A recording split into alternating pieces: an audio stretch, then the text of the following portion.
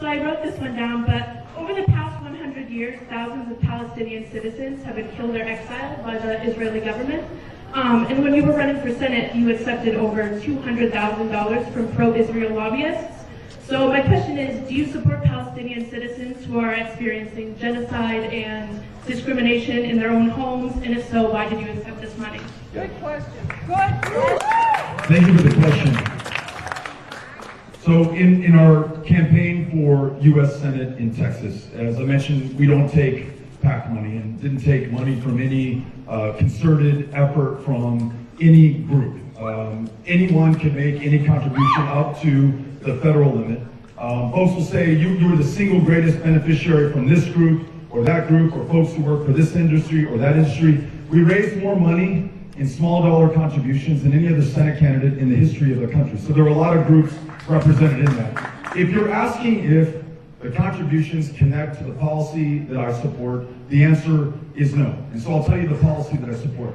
I believe in peace and dignity and full human rights for the Palestinian people and for the Israeli people. The only way that I know of, and there are probably a lot of people who are a lot smarter on this issue than I am, to achieve that is a two-state solution. Now, we're not going to be able to achieve a two-state solution unless we display some American leadership. In some cases, facts on the ground are being changed as we speak, making it harder for there to be a contiguous Palestinian state. We need to make sure that we keep settlement construction limited, that there's no future settlement construction or expansion in the West Bank. We also need to make sure that the lives and safety of those who live in Israel is guaranteed as well. Right now, we don't have the best negotiating partners on either side. We have a prime minister in Israel who is openly sided with racists, who in a previous election warned that the Arabs were coming to the polls.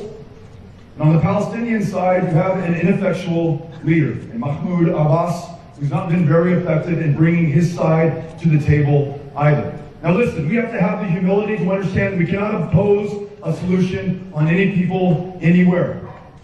See 18 years and counting in Afghanistan, 27 years and counting in Iraq. Plenty of other examples. This is something the Palestinian people and the Israeli people must decide for themselves, but given our role and our support for both sides, the aid that we provide, we have a seat at that table and we should acknowledge it. And we should do everything that we can to ensure that there is peace for both people on both sides of that line. Thank you for asking the question.